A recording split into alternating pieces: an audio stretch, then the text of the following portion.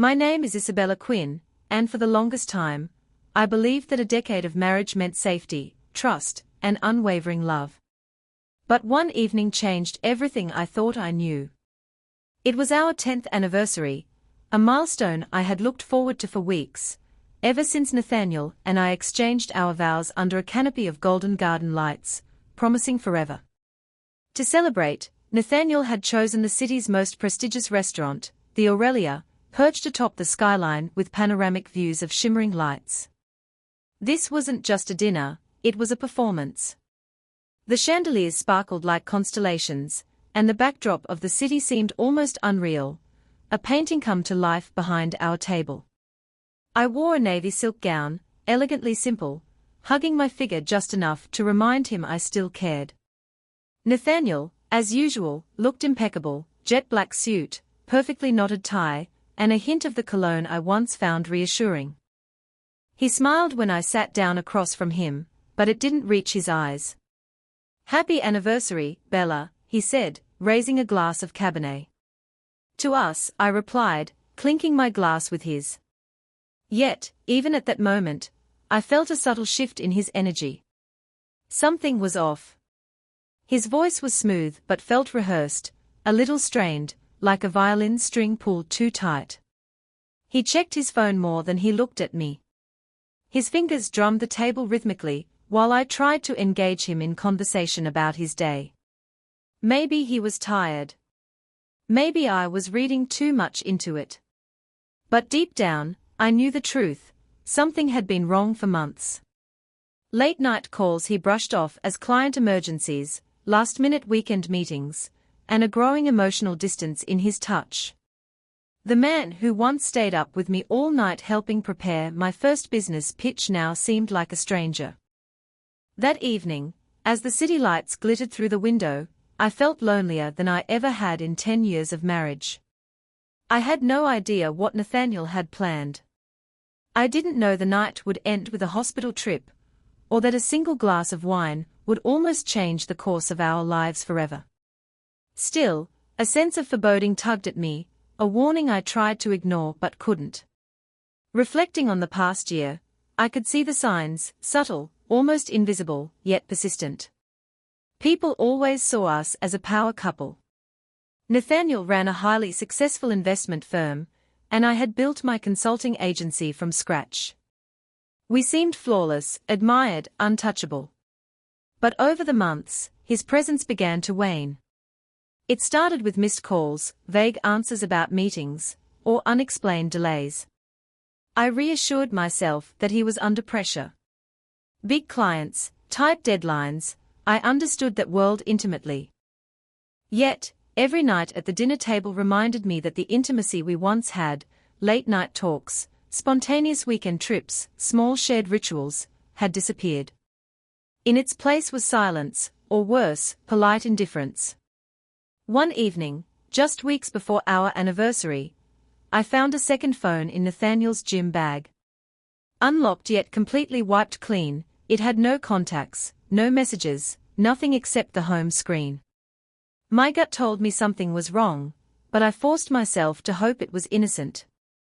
That night, lying beside him, staring at the ceiling, I wondered how two people under the same roof could be living two completely different lives. Despite the growing unease, I didn't leave. I didn't confront him. I wanted to believe in us, to convince myself that this was just a rough patch. But sometimes, what we call a rough patch is really the first chapter of an ending. I excused myself halfway through our anniversary dinner, claiming I needed a moment to freshen up. In reality, I needed space to think, to breathe, to process the knot of anxiety twisting in my chest. The tension at our table had become unbearable, as if I was sitting across from a mask I had once loved. The hallway outside the dining room was dimly lit, quiet except for a soft jazz tune playing overhead, and the faint echo of clinking glasses behind me. I leaned against the polished marble wall, closing my eyes, trying to steady my racing heart. That's when I heard it, my name, spoken softly yet urgently. "Mrs. Quinn." I turned to see the young waitress, who had been attending our table all evening. Her expression was tense, serious, her dark hair braided neatly down her back. Her name tag read Olivia. She glanced nervously around the hallway before taking a cautious step closer. "I'm so sorry to bother you," she whispered, her voice low, "but I need to tell you something." I blinked, uncertain. "What is it?" Olivia hesitated, her eyes darting toward the dining room before returning to me. "I saw your husband put something in your wine." The words hit me like a physical blow. My stomach lurched, every instinct screaming that something was terribly wrong. She rushed to explain. "When you got up to go to the restroom, I was clearing a table nearby. I saw him take something from his coat pocket and drop it into your glass. It dissolved quickly. I don't know exactly what it was, but it didn't feel right." I stared at her, hoping desperately that she was mistaken. "Nathaniel might be distant, even cold lately, but poison." "Are you sure?" I asked, my voice barely above a whisper. "I'm sure," Olivia said, her eyes wide with certainty. "I've seen him behave this way before, always calculated, careful. I wouldn't say anything if I weren't completely certain." The hallway seemed to shrink around me. My breath caught in my chest. The polished marble walls suddenly felt like a cage. I gripped my clutch bag as though it were the only solid thing in the world. My mind raced. Could it be a mistake? Maybe Nathaniel had simply stirred sugar or something harmless into the wrong glass. But deep inside, a cold clarity settled. Something was very, very wrong. Olivia glanced toward the restroom. "I need to get back before they notice I'm gone. If it were me, I'd want someone to warn me."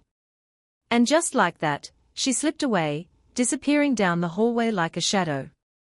I was left alone, frozen. One hand clutched the edge of the wall, the other still held my bag.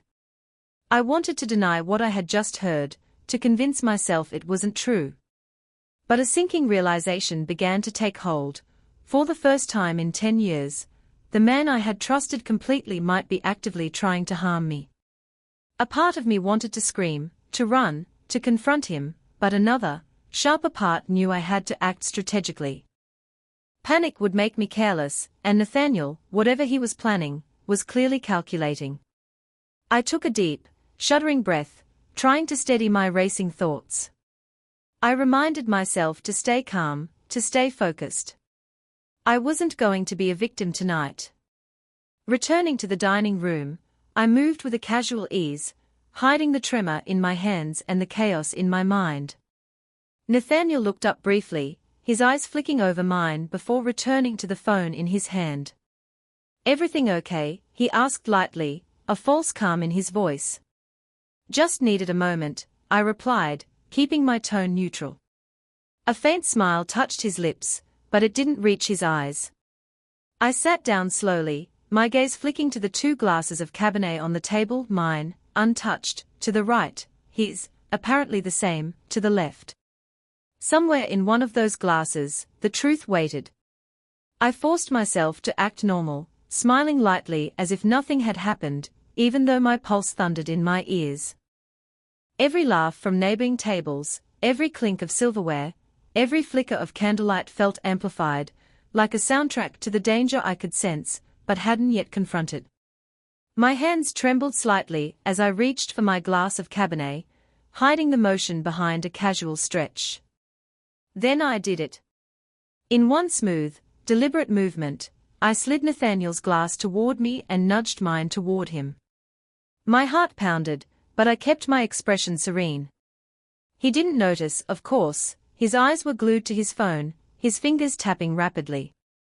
I took a small sip of the wine now in front of me. Rich, slightly dry, familiar. But it carried a new weight, dread. "To another 10 years," I said, raising the glass, locking eyes with him. For a brief moment, surprise flickered across his face. Then he forced a thin smile, lifted his glass, and echoed the toast. He drank deeply, unaware that the wine he had intended for me was now his own. A strange quiet settled over the table. I kept smiling even as every part of me screamed. Had I just made a massive gamble? Had I tested something that didn't exist, or had I just turned his plan against him? I didn't know yet. What I did know was that I had stopped being passive. For the first time in years, I was no longer waiting to be acted upon. I was watching, listening, calculating. Nathaniel leaned back in his chair, dabbing at his lips with a napkin, looking far too relaxed. I twirled my fork in my fingers, forcing myself to appear calm, but the trembling under the table betrayed me. Every glance, every breath, every twitch in his fingers, I mimeized. I finally asked lightly, almost casually, "How's that big deal going? The one keeping you up every night?" I added, pressing just enough to provoke a reaction. His eyes narrowed slightly. "It's complicated," he said. His tone was clipped, measured. "High stakes. High risk. You know the kind of pressure it is." "I do," I said, nodding slowly, keeping my face neutral. "But you've always liked high-risk games, haven't you?" He didn't respond. He simply reached for his water, then paused as his eyes flicked to what he believed was his untouched wine. "You're not drinking much," he said, casual, almost teasing. "Saving it," I replied sweetly. "This one deserves to be savored." He drummed his fingers on the table again, faster, then slower, then stopped entirely. Seconds passed. Then he coughed, once, dry and quick. Then again. And again. My heart lurched as I watched him bring a hand to his forehead, his posture faltering. "You okay?" I asked, my voice steady despite the storm inside me. "Yeah, just tired," he muttered. But he didn't look tired. His complexion had drained, a thin sheen of sweat forming at his hairline. His eyes darted, unfocused, and his hand shook violently as he reached for the wine that wasn't his. The glass tipped over, spilling the deep red liquid across the crisp white tablecloth like blood on snow. "Nathaniel!" I shouted, standing so quickly the chair screeched against the marble floor. He groaned, slumping forward, his body collapsing as though invisible strings had been severed. All at once, the dining room went silent. Gasps filled the air, and everyone's eyes were on us. A waiter dropped a tray, startled. The gravity of the moment hit me. The glass Nathaniel had meant for me had betrayed him instead. His carefully orchestrated plan had failed, and I had survived. From that moment, I realized one thing clearly. The man I had spent a decade beside was capable of far more than I had ever imagined, and I was done waiting for him to make his move. The dining room felt frozen in time. Nathaniel lay slumped over the table, his body trembling as if every nerve had been cut loose. I moved quickly, dialing 911 while keeping one eye on him. Around us, patrons whispered, and waitstaff rushed to help. My heart hammered, but strangely, clarity had replaced panic. The wine he had meant for me had turned against him, and now it was my turn to act. Olivia, the young waitress who had warned me, appeared as if out of nowhere, her pale face matching my own sense of dread. "Call an ambulance," she urged, pointing at Nathaniel. I nodded, keeping my voice calm as I relayed the situation to the operator. "He's unresponsive, possibly poisoned," I said. Every second felt like a lifetime as I watched him convulse slightly, sweat beading on his forehead. Paramedics arrived in minutes, though it felt like hours. They assessed him quickly, loading him onto a stretcher with efficiency I envied. I followed silently, my hand gripping the strap of my clutch bag like it contained all my courage. As the elevator doors closed, Nathaniel's eyes briefly met mine, wide with confusion, fear, and perhaps a hint of recognition, but he didn't speak. The hospital was cold in every sense. Not just temperature, but atmosphere, a sterile, clinical stillness that made every sound echo unnaturally. I was led to a plastic chair in the waiting area, my navy silk gown wrinkled and stained with the spilled wine. I didn't call anyone. Who could I explain this to? My parents were retired in another state, and my colleagues would never believe the story. I was alone, and that solitude sharpened my awareness. Hours passed. Each minute stretched, filled with the hum of fluorescent lights and the low murmur of hospital machinery. I replayed every detail in my mind: the second Olivia had whispered her warning, the glasses I had swapped, Nathaniel's distracted glances, the precise moment I had acted. The memory was both terrifying and empowering. I had survived, and I had done it because I trusted my instincts. Eventually, a doctor appeared, clipboard in hand. "Mrs. Quinn," she asked. I rose, my legs stiff from sitting. "I'm Dr. Sullivan. Your husband is stable, but under sedation. He ingested a high dose of a controlled sedative, not an over-the-counter medication. This could have been lethal if left untreated." My throat went dry. I think that was meant for me," I said quietly. The doctor didn't interrupt, merely nodded, her calm presence both comforting and sobering. "It appears you acted in time," she said. "We'll need to involve the authorities. This is no longer just a medical emergency, it's a legal matter." I sank back into the chair, the weight of the realization pressing down. My husband, the man I had spent 10 years building a life with, had tried to kill me. For control, for money, for some unspoken, desperate ambition. And somehow, by trusting a whisper and following my instincts, I had turned the tables. In the quiet that followed, I understood something fundamental. The man I thought I knew, the partner I had loved deeply, was capable of a darkness I had never imagined. But I was still here. Alive. Watching. And more than that, aware. That night, staring at the hospital ceiling, I made a silent vow. I would not be a victim. Not now, not ever. The real battle was only beginning. Nathaniel's attempt on my life was just the first act. What followed, the investigation, the exposure of his hidden schemes, the unearthing of lies and betrayals, would test everything I thought I knew about marriage, trust, and survival. But in that sterile hospital waiting room, I understood one thing. I had the strength to face it. The days following Nathaniel's hospitalization were surreal.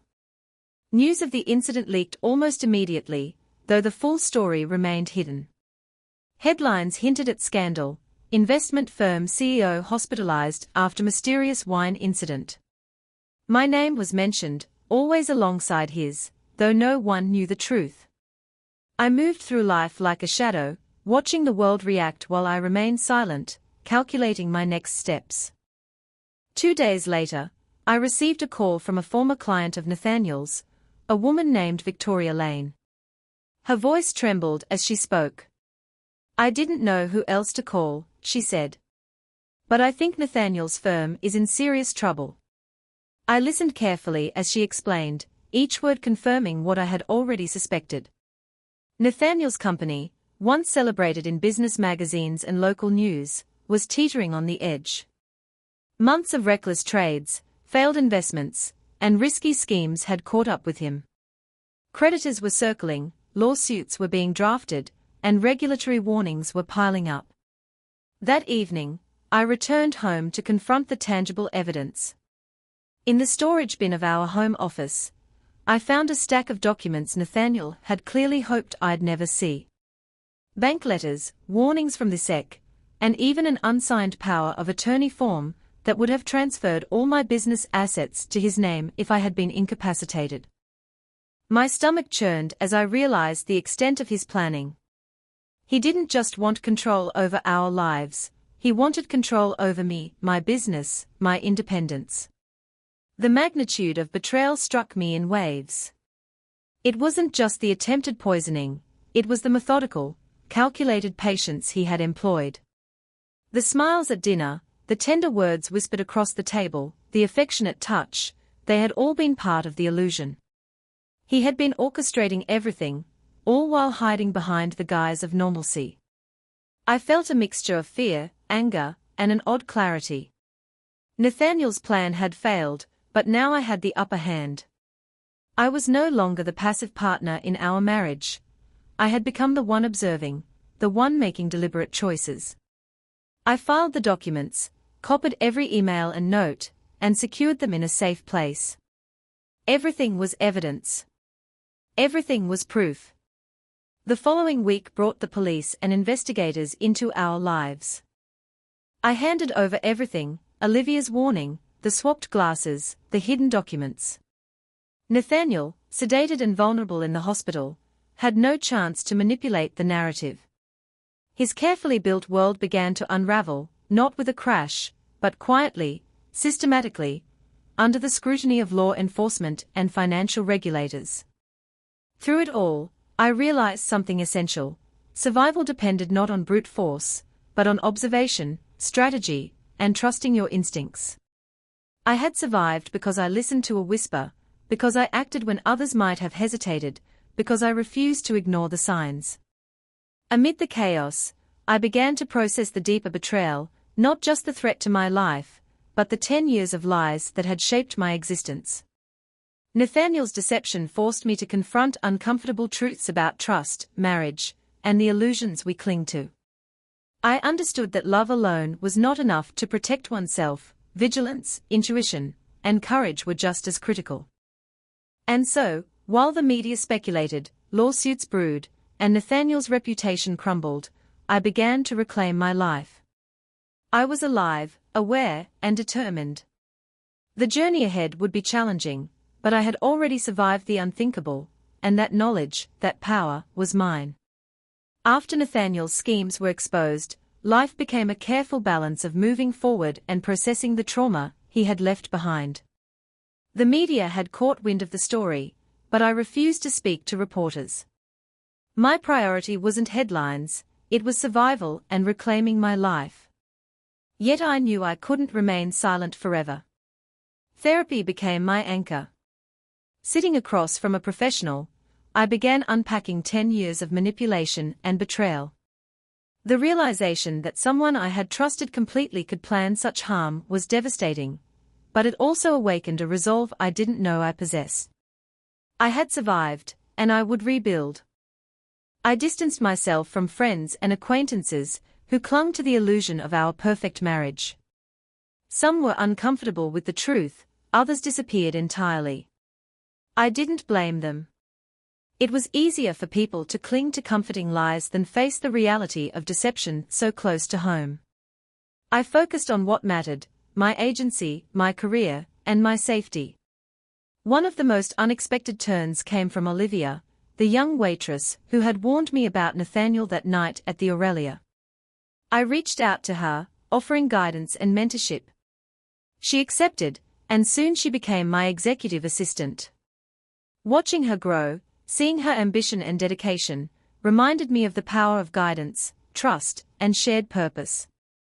She was studying business now, and I took pride in helping her navigate the early stages of her career. Professionally, I poured my energy into my consulting agency, transforming it into something stronger and more resilient. I hired selectively, built protocols, and strengthened safeguards I wished I had implemented years earlier. The experience taught me not just about betrayal, but about foresight, vigilance, and the importance of building a life that could withstand even the most calculated of threats. But healing wasn't just about career. I had to confront the emotional scars Nathaniel left behind. Memories of dinners, whispered endearments, and moments I had cherished became tainted by their duplicity. I grieved, not only for the marriage I thought I had, but for the years I had unknowingly compromised myself to maintain someone else's illusion of perfection. It was a slow, painful process, but with each day, I reclaimed pieces of myself. I began speaking publicly, not for attention, but as a warning and a lesson. I shared my story at women's leadership conferences, on podcasts, and at non-profit panels dedicated to exposing financial and emotional manipulation in relationships. My focus was clear: empower others to recognize coercion, trust their instincts, and act decisively before harm could come. Love, I realized, was not a reason to sacrifice safety. Trust, while essential, could never replace vigilance. And while Nathaniel's betrayal had been devastating, it had also forced me to recognize my own strength, a strength that had lain dormant for too long. By the end of that year, I had transformed. I was no longer the passive partner in a dangerous marriage. I was a woman who survived, rebuilt, and emerged stronger. The scars remained, but they were reminders of resilience rather than weakness. The whisper of intuition that had saved my life would forever guide me.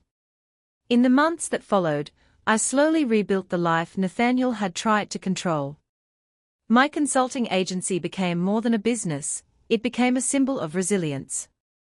I implemented stronger systems, hired talented people I could trust, and created an environment where transparency was key. Every decision I made was informed by the lessons I had learned about manipulation, trust, and vigilance. Olivia, now my executive assistant, became a constant reminder that small acts of courage could change lives. She had warned me, had trusted her instincts, and together, we transformed our shared experience into growth.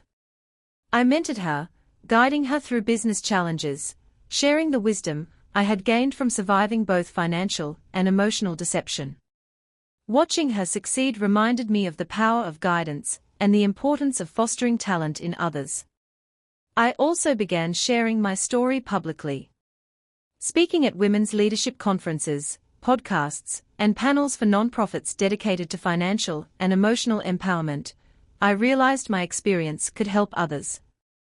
I didn't speak for sympathy or attention, I spoke to give people the tools to recognize manipulation, trust their instincts, and take action before harm could occur.